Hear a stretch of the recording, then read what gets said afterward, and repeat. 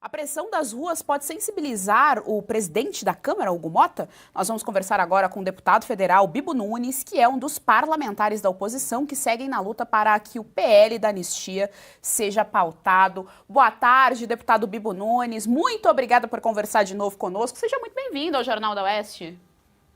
Uma imensa honra a todos os comunicadores aí, aos telespectadores do Jornal da Oeste. Imensa honra estar com vocês novamente. Já é de casa, hein, deputado? Deputado, nossa expectativa é em relação ao PL da anistia. Nós estamos reverberando aqui, nós reverberamos, aliás, durante a semana passada inteira, a obstrução feita pela oposição lá no Congresso Nacional, pedindo a urgência, pedindo para que vá direto para plenário, que não passe pelas comissões especiais, tendo em vista a manifestação gigante de ontem aqui na Avenida Paulista. Qual que é a perspectiva agora para que o PL da anistia seja aprovado? Eu, na quarta-feira, estive reunido com o presidente Hugo Motta. Eu sou o primeiro vice-líder nacional do PL. E ele explicando que tem uma pressão muito grande. E eu disse para ele, presidente, o senhor está aqui para mostrar a força do Poder Legislativo, a força da Câmara Federal. Nós não temos por que nos curvarmos a ninguém, a nenhum outro poder. Tem que ser poder equânime, mas não tem o porquê de não pautar a anistia, até porque é um dos maiores absurdos da história desse país. Anistia para inocentes, totalmente inocentes. Porque acusar alguém de golpe de Estado, tentativa de golpe, sem ter, olha que absurdo, sem ter um tiro, um revólver, um tanque na rua, um líder, um pelotão, não tem fundamento algum. Uma criança que vai num dicionário em qualquer país do mundo vai ler o que é golpe de Estado. Nada se encaixa ao que foi feito aqui no dia 8 de janeiro. É uma das maiores mentiras, maiores absurdos da história. Teve o filme Ainda Estou Aqui. Com o que aconteceu a partir de 1º de janeiro de 23, teremos um mega seriado contando a história da injustiça do 8 de janeiro, porque são absurdos que não têm fundamento algum. Pessoas aí condenadas a 17 anos de prisão, pessoas que já morreram realmente por causa disto, comprovado. E alguém vai ter que pagar isso. Aí quantas pessoas tornozeladas existem hoje ainda? Muitos. Mas não podemos deixar de esquecer, jamais, que temos um ministro, pelo menos, tornozelado virtual. O ministro Alexandre de Moraes, ele tem uma tornozeleira virtual, porque ele não pode andar, ele não pode sair de casa. Ele vai aqui, ali, não pode ir no shopping, não pode ir no jogo de futebol, sem ter muita segurança, porque tem a população com um certo desprezo em relação a ele. Então, o próprio ministro é o mais justo tornozelado que vivemos hoje no Brasil, porque chamar de criminosos. O caso aquele do morador de rua, estava passando por ele, opa, tem comida, vou pegar um churrasquinho lá. Botaram como terrorista o cara, condenaram 2 anos preso. Aí liberaram com tornozeleira virtual, se não tem nem em casa. A confusão é muita, e eu digo o seguinte, parafraseando François Guizot, quando a política invade os tribunais, a justiça foge pela janela. É o que nós temos hoje. É o que nós temos. É a política totalmente dentro dos tribunais. Um grande absurdo, mas isto vai acabar. Porque o bem sempre vence o mal. Se não venceu ainda, é porque ainda não chegou ao fim. Senhor deputado, outra questão que surge em meio ao projeto da anistia é a postura do Hugo Motta. O Hugo Motta é do Republicanos, mesmo partido do Tarcísio de Freitas. Ontem, durante a manifestação, nós vimos os governadores afirmando que os outros partidos votariam junto com a oposição. E aí chama a atenção o comportamento do Hugo Motta agora, uma vez que ele se elegeu justamente com votos da oposição também, tendo em vista que ele havia prometido para a oposição as comissões da casa, a Comissão de Relações Exteriores, por exemplo, não foi possível. Eduardo Bolsonaro teve que pedir licença do cargo e Felipe Barros assumiu o cargo ali, mas além das comissões, a promessa era pautar o PL da anistia. Como é que o senhor enxerga, no mínimo, a falta de palavra do Hugo Motta? Olha, eu confesso que fiquei muito chateado, muito decepcionado, porque no início, na campanha, para ter uma base, atenção, olha só, eu tenho uma PEC que já foi protocolada, com 187 assinaturas. Essa PEC minha teve a assinatura do então candidato Hugo Mota. Olha o que diz essa PEC que vai tramitar, eu pedi para ele em maio, diz ele que vai levar adiante. Olha o que é essa PEC que ele assinou. A PEC diz o seguinte: imunidade parlamentar para quaisquer palavras do parlamentar e também em qualquer lugar. E ainda diz o seguinte: o magistrado, o juiz, o desembargador ou ministro que não respeitar, não obedecer o artigo 53, vai perder o cargo sem remuneração e ficará 5 anos sem poder exercer qualquer função pública. É uma PEC pesada, muito forte. Tanto que, veja que absurdo, punir quem não cumpre a Constituição. O que fez? O Hugo Mota assinou.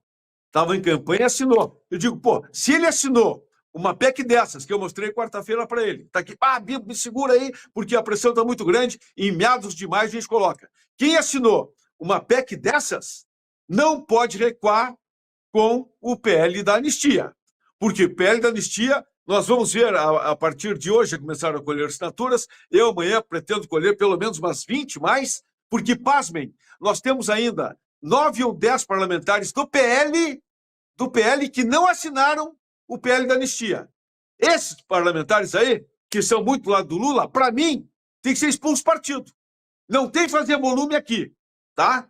Se é PL e não tem que estar ao lado do Lula. Onde nós temos isso muito no Maranhão. E eu sou muito taxativo. Sou o primeiro vice-líder do PL e me imponho dessa maneira. Ou joga no time, tem coerência, ou vai embora. Agora, minha decepção, ele é muito educado, é muito gentil, o presidente Hugo Mota, mas a pressão nesta semana vai ser muito grande. Eu falei pela liderança na quarta-feira também, lá no plenário, e cobrei forte. E a partir do momento que vai dificultando, a nossa posição vai ficando cada vez mais forte. Não tem como não colocar o PL da anistia em pauta, porque é o mínimo para tentarmos livrar o Brasil. O Brasil é motivo de deboche. Deboche o que está se fazendo na justiça hoje no Brasil, condenando pessoas por golpe de Estado, sem um tiro, sem uma arma, sem nada. Isso é uma comédia, é tragicomédia. E as pessoas passando por processos kafkianos. Leia o processo de Franz Kafka. Só absurdo é o que vivemos hoje no Brasil. E nós temos que pautar esse PL da anistia para, pelo menos, resgatarmos a imagem do judiciário, porque eles não estão se preocupando com a imagem deles. Gustavo Lopes, nós estamos com o Bibo Nunes, deputado federal pelo PL do Rio Grande do Sul. Sua pergunta. Boa tarde, Bibo, meu conterrâneo aqui do Rio Grande. Bibo, a gente sabe que... Bagual. A gente sabe que geralmente às terças-feiras tem a reunião do Colégio de Líderes, né? E tu, como um dos vice-líderes, certamente está por dentro do que vai ser pautado. Tu acredita que amanhã esse assunto já vai ser levado para a reunião do Colégio de Líderes para que possa ser pautado, né? Porque tu está trabalhando por uma PEC, a gente sabe que é mais difícil, porque tem 308 votos, né? E já o PL precisa apenas da maioria simples, então é, em tese, mais fácil. Tu acredita que tem força para já pressionar amanhã o Hugo Mota para já pautar nas próximas semanas ou, de repente, até essa semana esse projeto? Olha, a pressão será constante. Amanhã estarei com os sócios, com todo o pessoal do PL, e temos que manter a obstrução. É um desaforo, um absurdo não pautar esse PL. Agora, a pressão é muito grande. E como é que a pressão funciona na Câmara e no Senado? A pressão funciona para parlamentares que têm rabo preso, para parlamentares que têm culpa no cartório. Comigo não tem pressão. Pode vir com pressão para cima de mim? Nem vem que não tem. Não adianta. Agora, esse é o nosso grande problema, principalmente no Senado, onde os parlamentares têm o rabo preso. Chegam em cima, isso aqui é uma simulação, tá? O deputado tal tem um problema lá em primeira instância, quem sabe vamos ativar, vem pressão de tudo que é lado. Portanto, hoje, no Brasil que vivemos, um parlamentar, para se dar bem, não pode ter o rabo preso. Josi, sua pergunta ao deputado federal Bibo Nunes. Boa tarde, deputado. Boa tarde. Veja bem, vamos para o Hugo Mota, né? Porque as coisas estão ficando bem claras aqui. O senhor disse sobre a expulsão do partido. Ok, eu acho que é o mínimo que tem que acontecer. Mas eu gostaria de lembrar que nas semanas precedentes à eleição do Hugo Mota, ele fez promessas, sim, ao PL, que ajudou a colocar ele lá, no sentido de votar o projeto da anistia. Deu a entender, ele não fez promessa, mas ele fez as mesmas promessas contraditórias também ao PT, dizendo que não seria uma pauta a ser levantada. E aí minha provocação não é para ti, é só pra gente debater aqui, né? Não é para ti pessoalmente, mas isso estava um pouco previsto sobre esse jeito morno do Hugo Mota. E eu quero completar aqui que agora, nessa tarde, às 2h14 da tarde,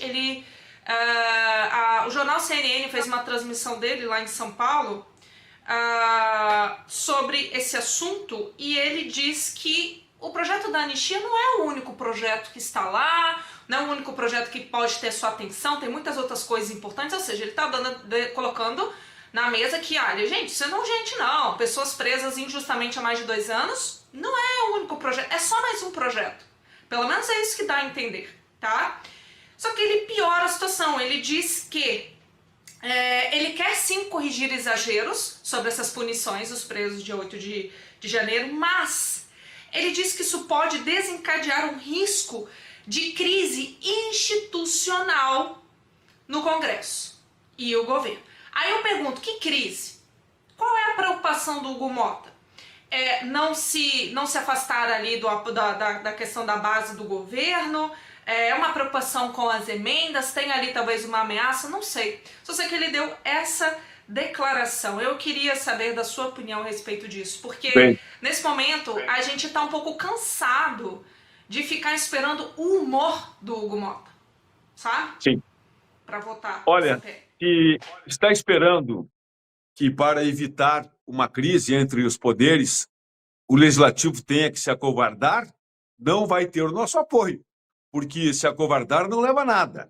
E se ele ficar muito nessa de sopa de hospital aí, com relação ao PL da anistia, será que ele não tem essa sensibilidade? Porque durante a campanha ele conquistou.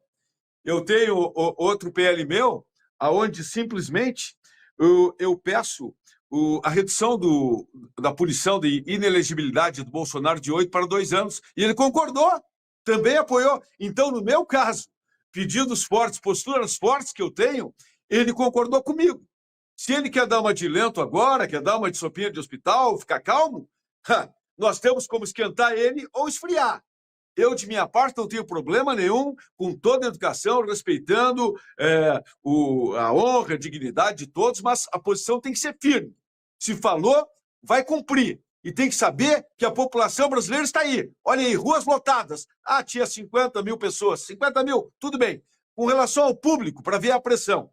A USP diz que tinha aí 45 mil pessoas. A mesma USP diz que o Boulos tinha 6 mil pessoas. Então aí nós temos 7 a 8 vezes mais o número de pessoas. Isso aí é suficiente. É a força das ruas confirmada pelos próprios institutos que se dizem muitos de esquerda. Eu vou pelo cálculo deles. Imagine pelo nosso de direita. Agora, desafiar a força do bolsonarismo, a força da direita nas ruas, só sendo só um tolos para querer combater a força da direita, e acabou estando muito mal, porque a força está aí para o Brasil ver que nós queremos apenas justiça, não queremos nada demais, queremos progresso, desenvolvimento, trabalho, só isso. O que acontece?